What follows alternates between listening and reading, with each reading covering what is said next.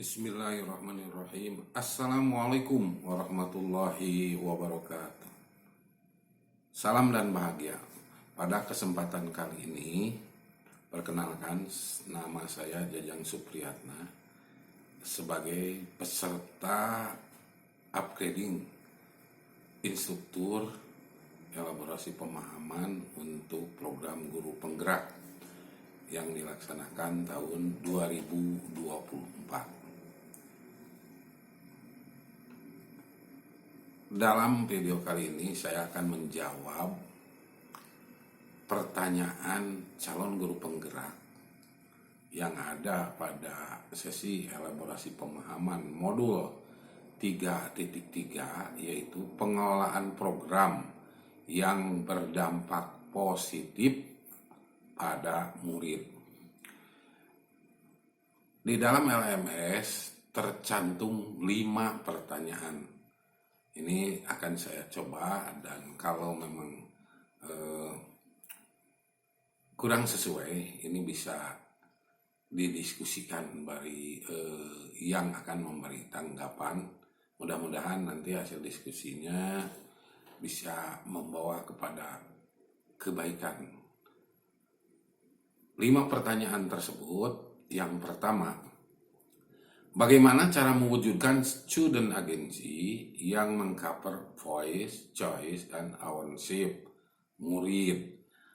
Apakah mereka diberi kebebasan tak terbatas dalam menentukan pembelajarannya?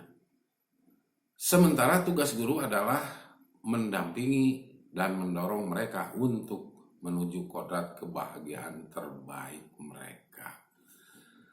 Betul sekali bahwa dalam kegiatan pembelajaran atau kegiatan di sekolah sekarang ini harus mewujudkan student agency.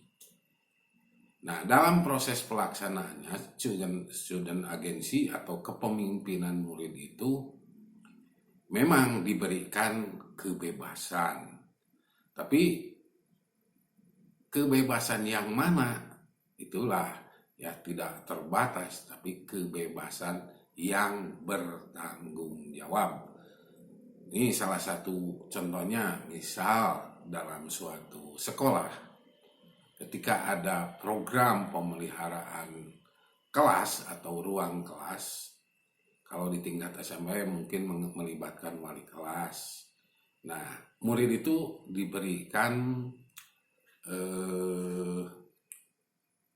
kebebasan atau diberikan ruang untuk berpikir. Silahkan kelas kalian itu supaya betah mau didekorasi seperti apa. Nah, mungkin ada siswa atau kelompok siswa karena pergaulan ingin dindingnya itu digambar dengan gambar-gambar yang kadang-kadang mungkin kurang etis gitu ya, dalam sisi misalnya sisi etika. Misalnya ingin melukis dengan tokoh-tokoh idola, kadang-kadang dari pengaruh negatif ada yang ingin melukiskan geng tertentu. Nah, disinilah ada kebebasan yang bertanggung jawab. Jadi diarahkan juga, silahkan sesuai pilihan tapi yang positif gitu ya. Nah, fungsi guru di sini adalah membimbing agar kebebasan itu dipergunakan sebaik-baiknya dan bertanggung jawab. Lalu pertanyaan yang kedua, bagaimana atau sejauh mana peran guru dalam mengarahkan murid untuk melaksanakan sebuah program kegiatan agar bisa mendorong kepemilikan secara berkelanjutan atas program yang dilakukan. Nah, betul bahwa sebuah kegiatan atau sebuah program yang ada di sekolah itu bukan hanya untuk kegiatan insidental saja, tetapi yang lebih penting membimbing murid itu untuk bekerja secara kontinu atau untuk membiasakan diri secara kontinu dan berkelanjutan. Jadi untuk pemeliharaan program yang berkelanjutan itu ya dipandu, dibimbing juga oleh guru. agar programnya tidak hanya terbatas pada waktu itu. Contohnya, ketika melaksanakan program yang tadi pemeliharaan kelas, bukan hanya untuk momen lomba saja, lomba misalnya menghias kelas, tapi kebiasaan ini mudah-mudahan mengakar dan terbiasa gitu ya, untuk selalu menjaga kebersihan kelas dan sebagainya. Itu salah satu program student agency di kelasnya masing-masing yang melibatkan suara, kemudian pilihan, dan kepemilikan murid. Dilanjut ke pertanyaan nomor 3. Apakah program yang bertujuan menumbuhkan kepemimpinan murid ini harus dilakukan sepenuhnya oleh murid, mulai dari perencanaan, pelaksanaan, dan evaluasi? Sejauh mana keterlibatan guru dalam program yang dilakukan?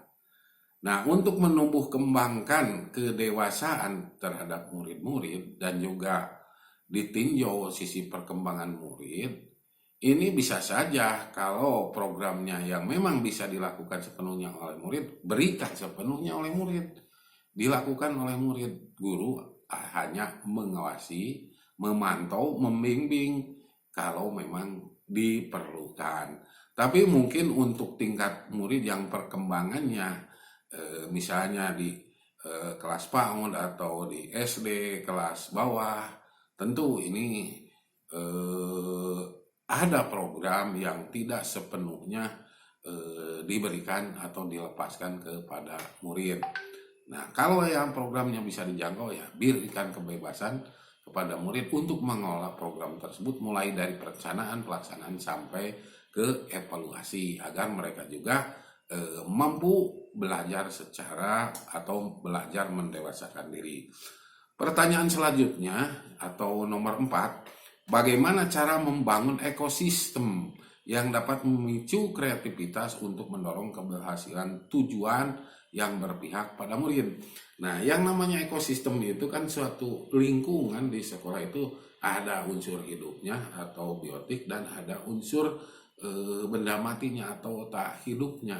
Nah, di sini pimpinan sekolah selaku penanggung jawab di sekolah tersebut harus siap membangun ekosistem untuk dapat memicu kreativitas untuk mendorong keberhasilan tujuan yang berpihak pada murid. Seperti kita ketahui bersama bahwa pembelajaran sekarang itu menghamba kepada murid, atau kita itu sangat-sangat perhatian kepada murid. Oleh karena itu ekosistemnya juga jangan ekosistem yang membiasakan mendominasi guru saja atau misalnya wali kelas saja, tapi silakan berkolaborasi untuk menumbuh kembangkan ekosistem yang berpihak pada murid. Selanjutnya ada pertanyaan nomor 5. Ini lumayan banyak pertanyaannya atau panjang. Nah, berdasarkan pengalaman saya sebagai guru 15 tahun, selama 15 tahun ini sebagai guru, di sekolah saya sering mengadakan kegiatan program, baik kokurikuler, ekstrakurikuler maupun intrakurikuler. Nah, hadirin sekalian, menurut saya program tersebut sudah mendengarkan suara murid, pilihan murid, kepemilikan murid. Ketika kita bandingkan dengan program kegiatan yang tidak mendengarkan suara murid, tidak memperhatikan pilihan murid dan rasa kepemilikan murid, kita dapatkan program yang melibatkan pilihan kepemilikan murid, membutuhkan waktu untuk memutuskannya, sehingga banyak energi yang tersita. Sementara berbeda dengan program yang tidak melibatkan suara pilihan dan kepemilikan murid, program tersebut jauh lebih efektif dan lebih mudah dalam mengendalikan kegiatan. Sehingga beberapa rekan kerja banyak yang memberi masukan ketika membuat program kegiatan, memilih kegiatan itu tidak perlulah melibatkan suara pilihan atau kepemilikan murid. Menurut Bapak atau Ibu narasumber, itu bagaimana sebaiknya menyikapi rekan kerja tersebut? Ya, Bapak dan Ibu, ini perlu kita sadari bahwa suatu program itu siapa sebetulnya sasarannya. ya memang kalau seandainya terjadi keterlambatan atau mungkin waktu tersita karena melibatkan eh, suara pilihan dan kepemilikan murid, itu hal yang wajar. Anggap saja bahwa itu sebuah proses pendewasaan, tak usah tergesa-gesa. Yang penting kita menjalankan pendidikannya. Lalu ada guru yang seperti berpendapat, mendingan tidak melibatkan suara pilihan dan kepemilikan murid saja biar cepat. Nah, itu kita beri masukan secara hati-hati, berilah kesadaran bahwa murid-murid kita yang ada di sekolah kita itu perlu belajar, perlu dilibatkan. Karena sasaran dalam pembelajaran bukan untuk kemajuan Bapak dan Ibu saja.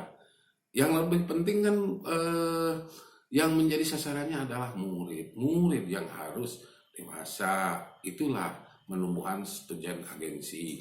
Mulailah bersabar ya dengan melibatkan program, karena dengan bersabar itu insya Allah murid akan belajar dewasa, membuat sebuah program dari mulai perencanaan, pelaksanaan sampai evaluasi, meskipun beda dengan program yang tidak melibatkan mereka. Di sanalah kunci kesabaran harus ditumbuhkan. Sekian, terima kasih atas perhatian Bapak dan Ibu. Itulah jawaban dari saya.